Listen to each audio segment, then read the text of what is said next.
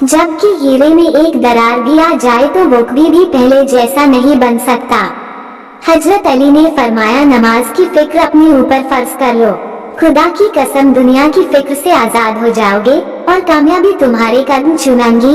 नेक लोगों की सोहबत से हमेशा भलाई ही मिलती है, क्योंकि हवा जब फूलों से गुजरती है तो वो भी खुशबूदार हो जाती है।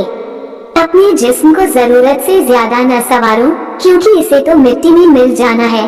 संवरना है तो अपनी रूह को संवरो, क्योंकि इसे तुम्हारे रब के पास जाना है। किसी ने हजरत अली से पूछा कि जिनकी मां नहीं होती उनके बच्चों को दुआ कौन देता है?